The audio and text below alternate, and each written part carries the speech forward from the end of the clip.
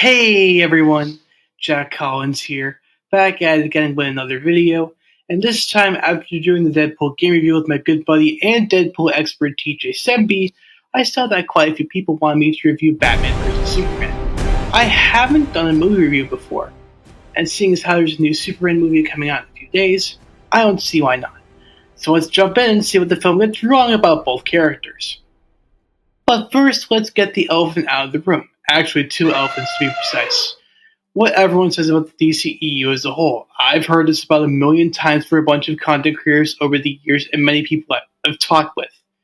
The initial DCEU has had a rough and rocky history, with the execs not really having a plan going in as to what makes a successful cinematic universe. So they throw everything at the wall, including having Zack Snyder as the head of the universe, and probably think to themselves, hey, this Snyder guy did a really good job with Watchmen 300. Let's put him in charge of our cinematic universe. And no offense to Zack, I think he's a great filmmaker and I like both films. And I may check out some more of his filmography in the future. It's just that he wasn't the person destined to helm such a huge task in the first place, as it's shown in the previous film, Man of Steel, and this one too. I loved his guest appearance on Teen Titans Go though. Hilarious stuff. Second, this doesn't mean I'll be covering all the initial or later DCEU movies from here on out, as plenty of other content creators have done it, and I feel like this is the only film I want to touch on from said universe because of how I feel it somehow gets both Batman and Superman wrong from a character standpoint, as well as its main villain Lex Luthor, but we'll get to them later. Right now, it's time to see if this movie is really worth watching for all those Martha memes. Why did you say that name? In a nutshell, the movie itself is after the events of Man of Steel. It focuses on Bruce Wayne as Batman trying to kill Superman, who he sees as a villain for wanting to cause the destruction of Metropolis during his battle with Zod in the last movie.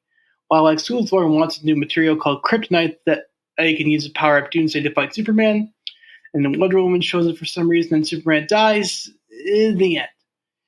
Yeah, the story is pretty much a huge nothing burger in terms of a movie like this. Not to mention the fact that it throws so much, it even gives you little time to comprehend what's going on, that it's an unfocused, bulleted mess that feels like it needs to throw in something to get the audiences invested, which does not work at all, especially when you're trying to do a cinematic universe. This is the only DC live-action movie that has KG Beast, The Flash, Aquaman, Wonder Woman, Cyborg, Lex Luthor, Batman, and Superman in it. That's impressive in of itself, but not really due to the fact that this bloats up the movie further.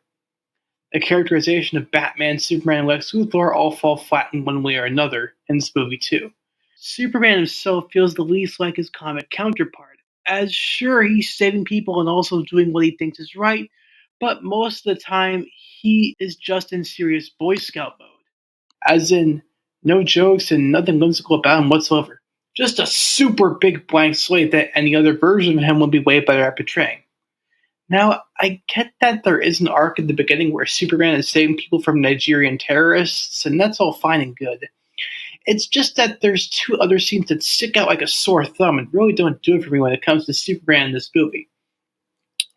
First, there's the court bombing scene and how he doesn't notice that one person's wheelchair is ticking due to his super hearing and doesn't tell anyone to get out of the way while he somehow controls the explosion, tanks the explosion, or something else along those lines. Just stands there and does nothing. Our Superman, ladies and gentlemen. Second, the scene where his mom gets kidnapped by Luthor and becomes jaded all of a sudden with the quote here is, "No one stays good in this world." This, I feel like, is not in Superman's character to say something like this. Probably someone like an evil counterpart like Ultraman, or even someone like Lex himself. But to hear those words come out of the Man of Steel's mouth is baffling to say the least. It's just not a good quote for someone like Superman and ruins the point of his superheroism and optimistic demeanor that makes him such a great character. And taking that away doesn't feel like Superman. Now with Batman is just portrayed as a murderous psychopath who kills, tortures, brands, and maims criminals because of how he's gotten older and less lenient towards not killing. All this happened because the Joker killed Dick Grayson, mind you, plus him wanting to kill Superman of all people doesn't feel like Batman and never will feel like Batman.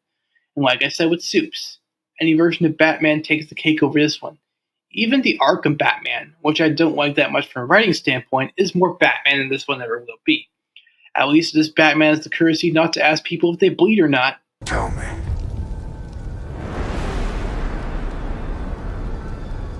Do you bleed? A big example of this is the warehouse fight, where sure, he's laying the usual beatdowns on these thugs, he's just way more brutal with going about it. From beating a guy near death and pulling off moves like slamming a guy against the crate and tossing a guy against the wall, using his grapple gun to stab into a guy and pull him in for an elbow bash, plus lobbing a crate at another guy, stabbing thugs with their own knives, and using stuff like grenades and the goons' own guns against them. This whole thing caps off with him killing KGBs with his own flamethrower with a gun and causing him to blow up and burn in flames. Our Batman in this universe, ladies and gentlemen. Honestly, he's more like Moon Knight in terms of brutality than Batman, but who am I to judge? At this point, you could put cartoon sound effects over the fight scene and nothing would change. And finally, we get to Lex Luthor. Who is the most disappointing thing about this movie, seeing as how he feels more like Edward Nygma, aka the Riddler, rather than Luthor. Seeing as how he's weirdly energetic, humorous, and has that annoying, smarmy, smarter-than-thou attitude that any other adaptation of Luthor would scoff at. They took one of the greatest comic villains and made him unrecognizable for the screen because I thought he was the Riddler when he showed up. Until I realized that he's Luthor. Makes me feel more confused, honestly. Now, how would I fix this movie if I had the chance? Well, for one thing, I'd change the plot to be an adaptation of Superman the Animated Series 3-part story, The World's Finest, as well as the Dave Gibbons/Steve Rude comic of the same name, with the main story being that the Joker has escaped Gotham from Metropolis to make a deal with Lex Luthor on how to end their arch rivals once and for all, and who are, of course, Batman and Superman. The plan in question is to eliminate Superman once and for all. After the battle in Metropolis, where Superman, instead of killing Zod, continued their battle in space, where Superman knocked out Zod and his followers Namek and Feora after a long struggle so he can throw him into the Phantom Zone along with his armies for good measure. But the aftermath and destruction led to people questioning whether or not Superman was on their side. Lex, in all of his flawed wisdom, decided that Superman was not on their side, and with the help of someone as mad and as cunning as the Joker, it would prove fatal for the Man of Steel to even stop them together. Joker and Lex's relationship arcs in this take are entirely different. Unlike the good guys who want to work together to stop the plan, Joker and Lex are seemingly working together at first, but are at each other's throats when the Joker's plans to kill both, especially Batman, end up backfiring, and usually has to take the brunt of Lex's yelling and physical abuse, plus his ego with Joker's hyperactiveness and psychotic flamboyant nature not helping in matters, similar to the DCAU versions of these characters. Meanwhile, a warehouse fight takes place in Gotham between Batman, who doesn't kill, and a bunch of goons, and finally the cybernetic Russian powerhouse known as KG Beast. He's comic accurate, by the way. After a long and hard battle against KG Beast, plus interrogating him painfully, Batman learns that the Joker is in Metropolis and goes to interrogate some Joker thugs in Metropolis about his whereabouts. As Supes gets involved during said interrogation, the two briefly clash, with them settling their differences as the Joker thugs start a fire in the building they're in, as Batman decides to take out the thugs stealthily while Superman saves everyone from the fire. Batman's whole arc, instead of fighting and killing Superman, is about learning how to trust others when it comes to working towards a common goal. He and Superman have to work together to stop Joker and Lex's scheme. Meanwhile, Superman's arc is to get Batman out of his I work alone stage and into the stage of being a team player, while also working on stopping Lex and the new bad guy has come to his town to form the Joker alongside Batman. After this, our two heroes, despite their brief rivalry at the start, manage to stop the bad guy's plans once and for all after Batman saves Superman from a Kryptonite trap, while Superman saves Batman from an army of killer Lex-bots, fashioned after the Joker's clown aesthetic.